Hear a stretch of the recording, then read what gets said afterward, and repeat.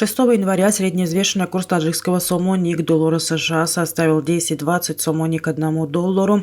Курс сомони к рублю составил 0,14 сомони за 1 рубль. Курс сомони к евро составил 10,78 сомони за 1 евро.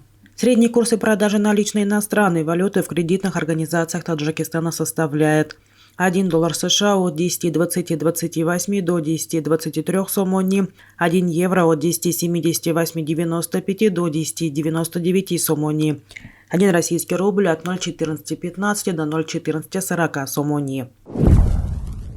Нефть марки Brent в пятницу котируется на международных биржах по цене выше $79 за баррель. На последних торгах в четверг стоимость барреля нефти этой марки достигла $79,96, но завершила день на отметке в $78,69. Стоимость фьючерсов на нефть марки ВТИ составила $74,40 за баррель. Рост цен вызван ожиданием роста спроса на энергоносители США и Китая, двух крупнейших потребителях нефти в мире. Правительство Таджикистана прогнозирует рост объема внешнего долга страны в наступившем году на $140 миллионов. В программе государственных внешних заимствований республики на 2022 год и прогнозе их показателей на 2023-2024 годы говорится, что рост объема внешнего долга ожидается с $3,96 миллиардов на 1 января 2023 года до $4,1 миллиарда на этот же период 2024 года. При этом авторы документа прогнозируют снижение соотношения внешнего долга к ВВП с 41,6% до 49% соответственно. Связывается такая перспектива с ожиданиями роста объема ВВП с $9,53 миллиардов за 2022 год до $10,04 миллиарда за 2023 год.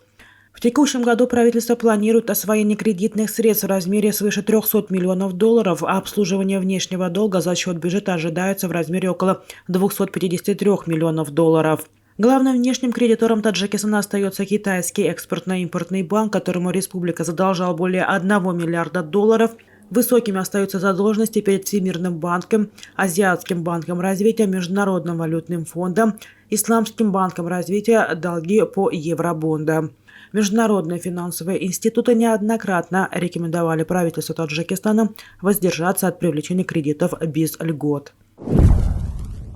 Вопросы привлечения прямых турецких инвестиций в таджикскую экономику обсуждены 4 января в Турции. Посол Таджикистана в Турции Ашраф Джонгулов встретился с председателем Офиса инвестиций при администрации президента Турецкой Республики Ахметом Бураком Далааглу. Как сообщает Департамент информации Министерства иностранных дел Таджикистана, в ходе встречи стороны обсудили вопросы, представляющие взаимный интерес. В частности, были обсуждены возможности привлечения прямых турецких инвестиций в экономику Таджикистана. В Узбекистане вновь вводится веерное отключение электроэнергии из-за морозов, которые ожидаются на следующей неделе, сообщила в пятницу пресс-служба Министерства энергетики Узбекистана. По данным ведомства, продолжат действовать введенные ранее ограничения на работу автогазонаполнительных компрессорных станций. Будет резко сокращена подача природного газа крупным производственным предприятиям. Суточное потребление электроэнергии крупным объектам будет ограничено. Сэкономленные 11-12 миллионов киловатт-часов планируется направить на нужды населения, добавили в министерстве. Узбекистан в начале декабря полностью прекратил экспорт природного газа из-за роста внутреннего потребления в наступившие холода. В республике из-за морозов и дефицита голубого топлива были введены плановые отключения электроэнергии.